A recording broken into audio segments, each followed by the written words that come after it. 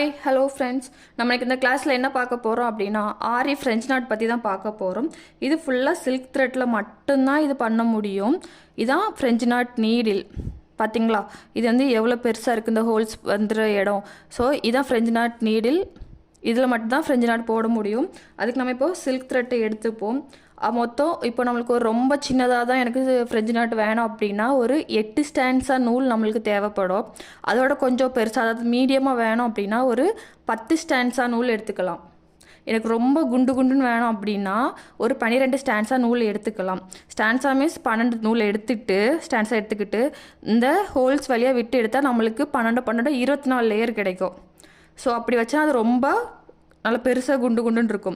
இல்லை இப்போ எனக்கு சின்னதாக தான் வேணும் 8 ஸ்டாண்ட்ஸாக அப்படின்னா நம்ம இந்த ஹோல்ஸில் விட்டு எடுக்க நேரம் 16 ஸ்டாண்ட்ஸாக வரும்.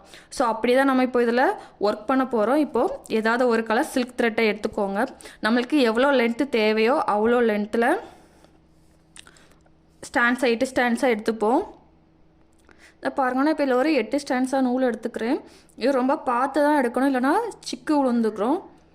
வாங்க நீடில் இன்சர்ட் பண்ணுவோம்.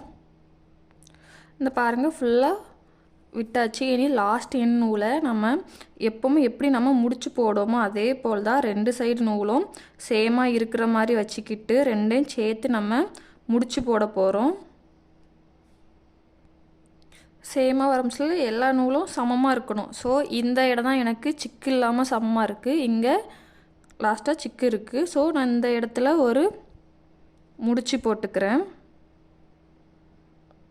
போன கிளாஸ்லாம் எப்படி பார்த்தோமோ அதே போல் தான் இல்லை எல்லா நூலையும் சேர்த்து வச்சு எந்த நூலுமே மிஸ் ஆகாத மாதிரி நம்ம ஒரு கக்கு 2 வாட்டி முடிச்சு போட போகிறோம்.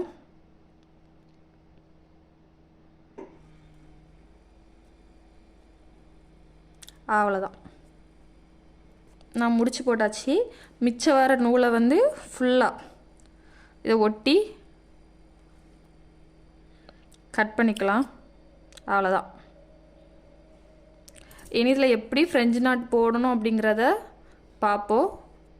நான் 8 ஸ்டாண்ட்ஸ், அதாவது இப்போது 16 ஸ்டாண்ட்ஸாக நூல் தான் வச்சுருக்கேன். ஸோ இதில் எப்படி போடணுங்கிறது பார்ப்போம். இப்போ நீடியில் கிளாத்துக்கு கீழே விட்டு கீழேருந்து நம்ம எடுக்கிறோம். கவனிச்சா ஈஸி தான். சொந்த லாஸ்ட்டில் எடுத்துக்கிட்டு நீடில் இந்த மாதிரி இப்போது இதுக்கு இப்படி கை வச்சுருக்கீங்க. இதுக்கு ரைட் சைடு நம்ம ஊசி இருக்குது, லெஃப்ட் சைடில் நம்ம இதை இப்படி கொண்டு போயிட்டு, புரியுதா, இப்படி இன்னொருக்கா நீடில் இந்த லெஃப்ட் சைடில் இப்படி கொண்டு போயிட்டு இதை ஒரு சுற்றணும். இன்னொருக்கா பாருங்கள், நீடில் லெஃப்ட் சைடு கொண்டு போயிட்டு ஒரு சுற்றி பக்கத்துலேயே எங்கே எடுத்துருக்கோம், இங்கே அது பக்கத்துலேயே கீழே மாற நீடில் இன்சர்ட் பண்ணிக்கிற வேண்டியதான். எடுக்க நேரம் நம்ம சிக்கு விழுந்துடும். ஸோ சிக்கு விழாமல் இருக்கிறதுக்கு சென்டரில் நூலில் இந்த மாதிரி கை வச்சு சிக்கு விழாமல் பார்த்துக்கணும்.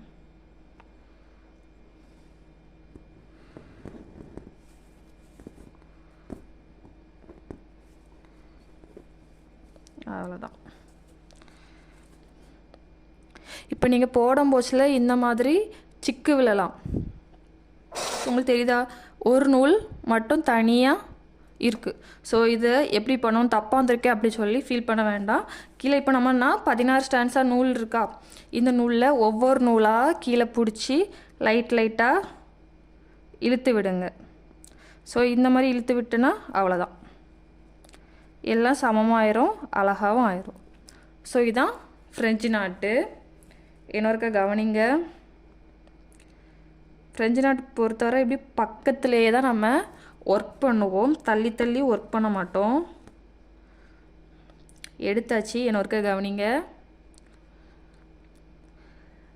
நீடில் இந்த நூலுக்கு இந்த சைடு வச்சுக்கிட்டு இப்படி ஒரு சுற்றி கவனிங்க, இப்படி ஒரு சுற்றி எங்கே எடுத்தோமோ அதுக்கு பக்கத்துலேயே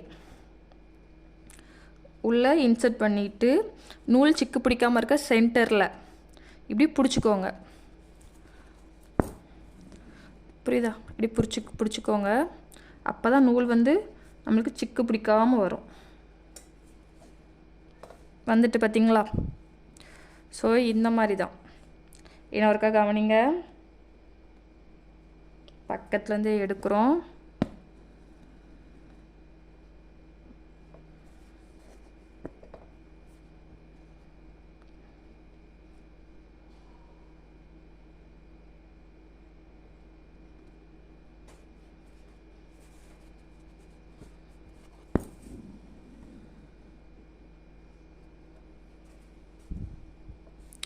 கிளியராக தெரியும்னு நினைக்கிறேன்.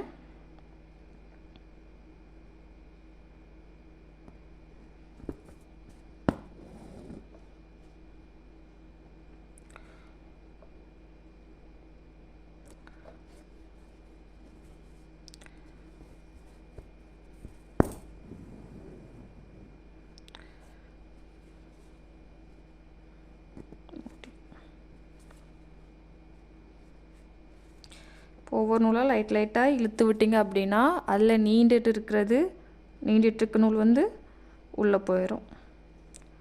ஸோ நார்மலாக எப்போ போல் இருக்கும்.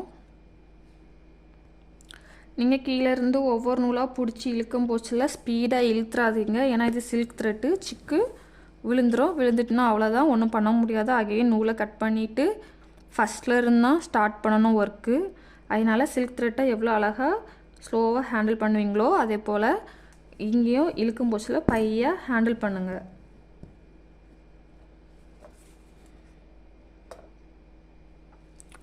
அவ்வளோதான்.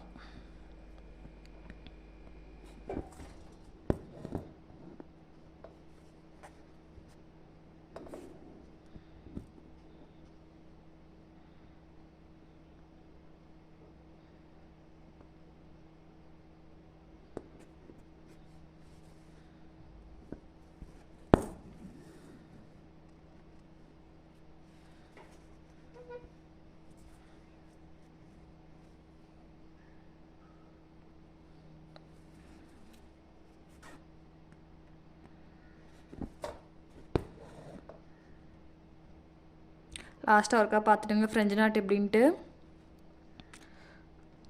இப்படி எடுத்து பக்கத்தில் இப்போ நம்ம கீழேருந்து நூல் எங்கே வந்திருக்கோ அதுக்கு பக்கத்தில் தான் நம்ம வந்து நீடில் இன்செர்ட் பண்ணணும். அதான் ஃப்ரெஞ்சு நாட்டு. ரொம்ப கொஞ்சம் தள்ளி அப்படி பண்ணிங்கன்னா அது வந்து க்ளவ் ஸ்டிச், அதாவது கிராம்பு ஸ்டிச்சு சொல்லுவாங்க. ஃப்ரெஞ்சு நாட் பொறுத்தவரை ரொம்ப பக்கத்தில் தான் இன்செர்ட் பண்ணணும். அவ்வளோதான். இப்போ ஒரு ஃப்ரெஞ்சு நாட் வச்சு ஒரு ஃப்ளவர் எவ்வளோ அழகாக வந்திருக்குன்னு பாருங்கள். ஸோ இந்த மாதிரி ரொம்ப டிஃப்ரெண்ட்டாக அழகாக ஃப்ரெஞ்சு நாட் வச்சு ஒர்க் பண்ணலாம். இப்போ ஒரு சிங்கிளாகவே ஒரு ஃப்ரெஞ்சு நாட் போட்டாலே ஒரு பூ மாதிரி அழகாக இருக்கும். இப்போ நம்ம இதில் ஃப்ரெஞ்சு நாட் பார்த்துட்டோம். இதே கிளாஸில் தான் நம்ம இப்போது க்ளவ் ஸ்டிச் பார்க்க போகிறோம். ஆல்ரெடி சொல்லியிருக்கேன் ரெண்டுக்கும் ரொம்ப டிஃப்ரெண்ட் கிடையாது அப்படின்ட்டு. இதே ஸ்டிச்சு தான் பாருங்கள், இதே மாதிரி தான், இதே ப்ராசஸ் தான் பண்ணிவிட்டு நம்ம என்ன பண்ணுவோம், ஃப்ரெஞ்சு நாட்டுக்கு இது பக்கத்துலேயே நீடில் கீழே இன்செர்ட் பண்ணுவோம். ஆனால் ஃப்ரெஞ்சு நாட் இது க்ளவ் ஸ்டிச் பொறுத்தவரை பக்கத்தில் இல்லாமல் கொஞ்சம் தள்ளி, இப்போ எழுதுறோம் கொஞ்சம் தள்ளி இன்செர்ட் பண்ண அவ்வளோ. மற்றபடி இதே ப்ராசஸ் தான். புரியுதா? ஸோ இந்த மாதிரி தான் என்ன ஒருக்கா ட்ரை பண்ணுங்க.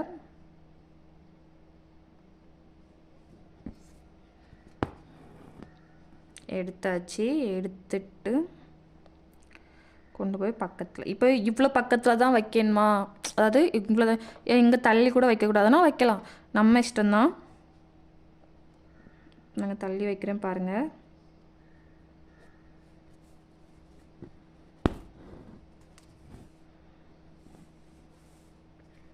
எப்படி இருக்குன்னு பாருங்கள். ஸோ பக்கத்தில் வைக்கிறதுக்கும் கொஞ்சம் தள்ளி வைக்கிறதுக்குமே டிஃப்ரென்ஸ் இருக்குது. ஃப்ரெஞ்சு நாட்டு போல் தான், ரொம்ப ஒன்றும் டிஃப்ரென்ஸ் கிடையாது. தள்ளி வச்சா அது பேர் க்ளவ் ஸ்டிச்சு, பக்கத்தில் வச்சா அது பேர் ஃப்ரெஞ்சு நாட். அவ்வளோதான், ரெண்டுக்குள்ளே டிஃப்ரெண்ட், வேறு ஒன்றுமே கிடையாது.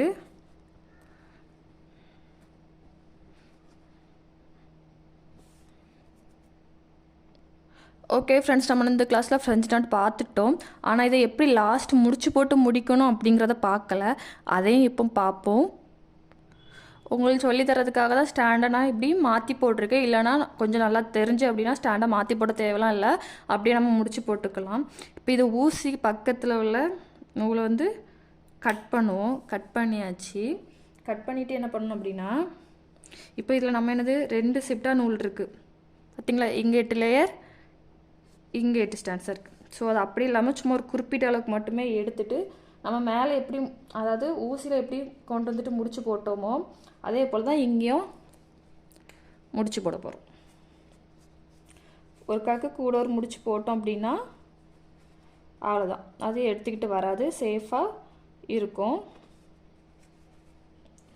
ஸோ டைட்டாக முடிச்சு போட்டுக்கோங்க.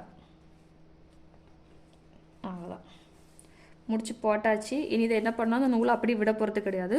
ஏன்னா நூலை அப்படி விட்டோம் அப்படின்னா அடுத்த நம்ம ஒர்க் பண்ணும் போஸ்டில் வந்து நம்மளுக்கு வந்து இந்த நூலை நம்மளுக்கு மேலே வந்து சிக்கு பிடிக்கும். அதனால் இதை அப்படி கட் பண்ணிட வேண்டியதான்.